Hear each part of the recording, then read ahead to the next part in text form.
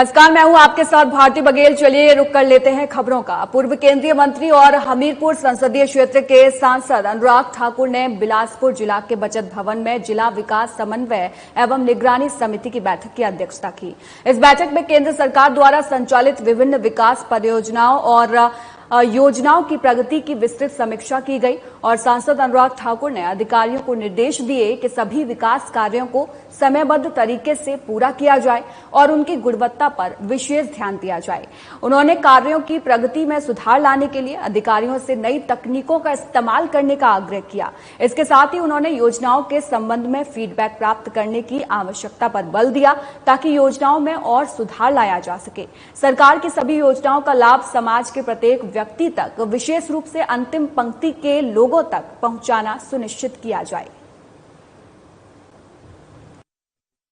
करना चाहिए, क्या वायदा किए थे और कितने जो गारंटियां दी थी उनमें से क्या कर पाए।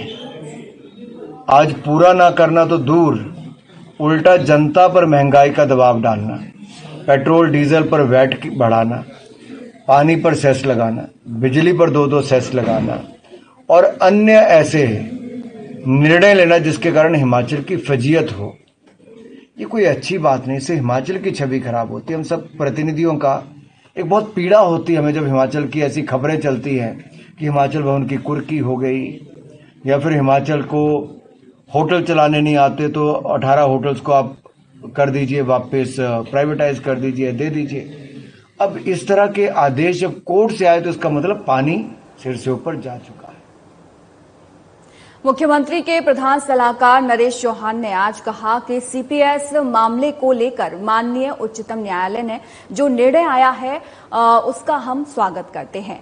यह निर्णय प्रदेश के लिए राहत की बात है और साथ ही यह हमारे लोकप्रिय मुख्यमंत्री सुखविंदर सिंह सुक्खू और प्रदेश के लोगों की भी जीत है। प्रदेश के बीजेपी नेताओं पर हमला बोलते हुए उन्होंने कहा कि बीजेपी के कुछ नेता पैरा 50 का हवाला देते हुए प्रदेश के चुने हुए विधायकों को अयोग्य करार देने को लेकर बड़े बड़े दावे कर रहे थे। लेकिन आपको बता दें कि माननीय सुप्रीम कोर्ट के इस निर्णय से इन बीजेपी नेताओं की बोलती बंद हो गई है और इस चर्चा पर पूर्ण विराम लग गया है। हमारी सरकार ने इस बात पर भी सहमति व्यक्त की है कि हम सीपीएस की आगामी नियुक्तियां नहीं करेंगे। मामला हिमाचल प्रदेश से सीपीएस का जो मामला था जो सरकार ने बनाए थे और उसको लेके हिमाचल प्रदेश माननीय हाई कोर्ट का जो फैसला था उसको हमारी सरकार ने सुप्रीम कोर्ट में चैलेंज किया था और आज उसकी हियरिंग लगी थी दिल्ली में।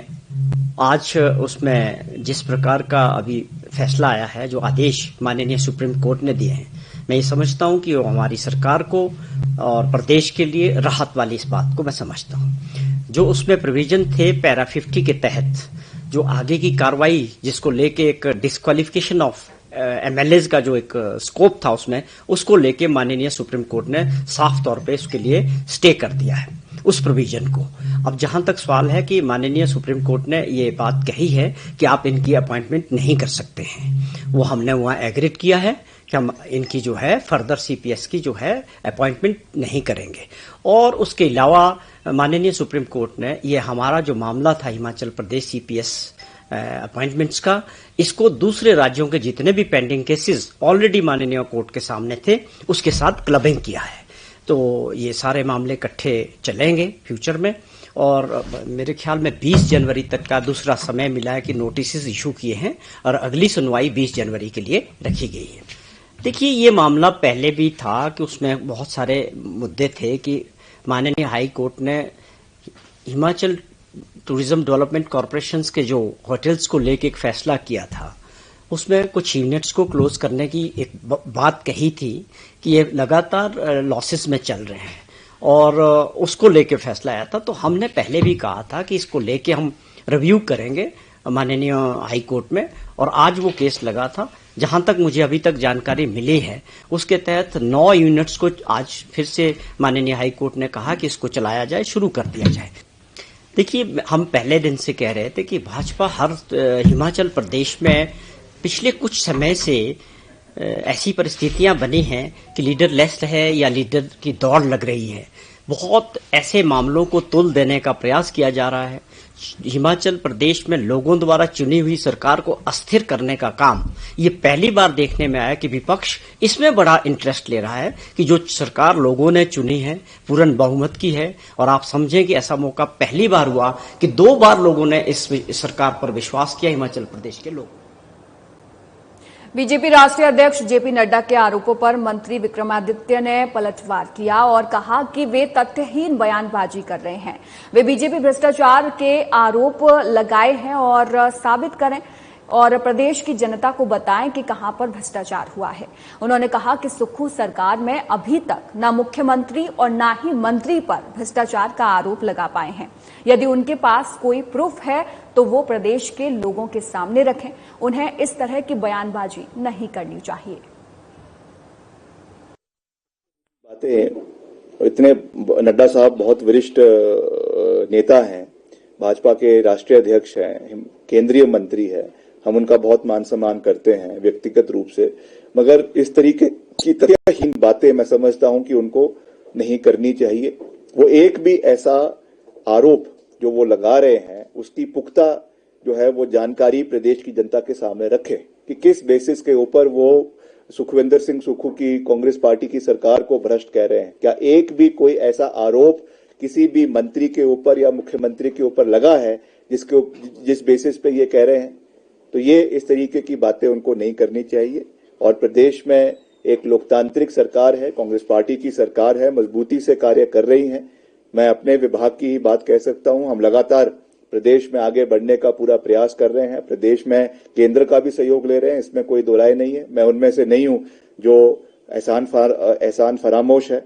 मैं तो ऑन रिकॉर्ड कहता हूं कि केंद्र से भी हमको पैसा आया है और उसके लिए मैं केंद्र सरकार का धन्यवाद करता हूं। गडकरी साहब, राजधानी शिमला के रामकृष्ण मिशन आश्रम में बीते दिनों हुए विवाद को लेकर दोनों पक्षों में आरोप प्रत्यारोपों का दौर जारी है। आज रामकृष्ण मिशन और हिमालयन ब्रह्मा समाज के मामले की निष्पक्ष जांच की मांग को लेकर राज्यपाल को ज्ञापन सौंपा गया। इस दौरान रामकृष्ण मिशन आश्रम के सचिव तन्मय हिमानंद ने कहा है कि राज्यपाल शिव प्रताप शुक्ल से पूरे मामले को लेकर अवगत कराया है। उन्होंने कहा कि इस मामले में एक तरफ कार्यवाही की जा रही है, राज्यपाल से निष्पक्ष जांच की मांग की गई है, दूसरे पक्ष के द्वारा प्रॉपर्टी को लेकर बेबुनियाद आरोप लगाए गए हैं। रामकृष्ण मिशन ने प्रदेश में आई आपदा के दौरान करोड़ों रुपए की मदद की है। 21 नवंबर 11:15 बजे राज्यपाल महोदय से मिले, महामहिम राज्यपाल महोदय शिव प्रताप शुक्ल जी से, और अपना दुखों की दास्तान हमने उनको समर्पित की कि एक तरफा कार्रवाई कैसे हो रही है और हमारे मंदिर को हथियाने के कब्जे करने की कोशिश की गई। इसको लेकर के हमने महामहिम से अनुरोध किया कि उसमें निष्पक्ष जांच और एक पक्ष। राजधानी शिमला के संजौली में अवैध मस्जिद विवाद को लेकर जिला अदालत में सुनवाई हुई, जिसमें मस्जिद कमेटी के अध्यक्ष की वैधता को लेकर वक्फ बोर्ड ने शपथ पत्र दायर किया है। आपको बता दें कि मुस्लिम संगठनों की तरफ से मस्जिद कमेटी के अध्यक्ष की वैधता को लेकर प्रश्न उठाए गए हैं। वक्फ बोर्ड ने अपने शपथ पत्र में मोहम्मद लतीफ को 2006 से अध्यक्ष बताया है, जिस पर याचिकाकर्ता ने सवाल उठाए हैं। दोनों पक्षों की दलीलें सुनने के बाद जिला अदालत ने 30 नवंबर को मामले की अगली सुनवाई तय की है और इसी दिन कोर्ट याचिका पर अपना फैसला भी सुनाएगा। वक्फ बोर्ड के वकील ने अदालत में कहा है कि सेक्शन 18 के तहत वक्फ बोर्ड ने मोहम्मद लतीफ को प्रेसिडेंट बनाया है और अधिकार देता है। वक्फ बोर्ड के स्टेट प्रेसिडेंट ने कहा है कि 2006 से मोहम्मद लतीफ मस्जिद कमेटी के प्रधान हैं और वक्फ एक्ट के अनुसार मोहम्मद लतीफ मस्जिद प्रधान के तौर पर ऑथराइज्ड हैं। वहीं मुस्लिम समुदाय के एडवोकेट ने सवाल उठाया और कहा कि क्या 2006 में बनाया अध्यक्ष 18 साल तक चलता रहा, उसे 2006 के बाद बदला क्यों नहीं गया? वक्फ के एक्ट के अनुसार 5 साल तक की अध्यक्ष पद पर रह सकता है।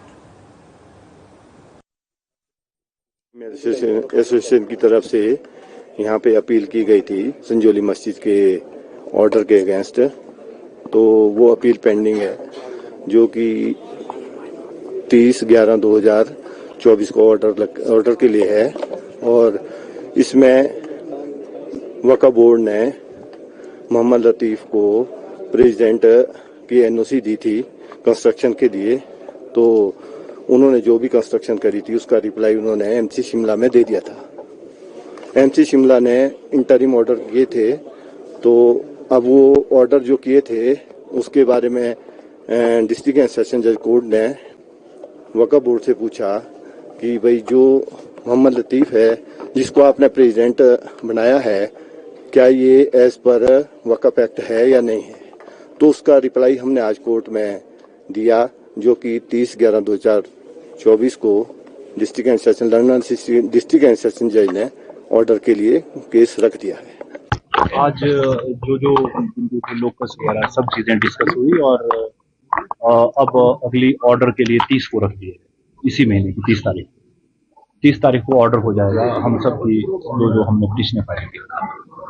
सर, जिस तरह से हमारा कंटेंशन ये था कि भाई वक्फ बोर्ड ने कोई भी कमेटी कॉन्स्टिट्यूट नहीं की है मस्जिद कमेटी संजौली में, तो वो आज ये डॉक्यूमेंट ले। आयुष, युवा सेवाएं एवं खेल मंत्री यादविंदर गोमा ने कांगड़ा के जयसिंहपुर विधानसभा की ग्राम पंचायत भरवाना के खुरड़पट्ट में 35 लाख से निर्मित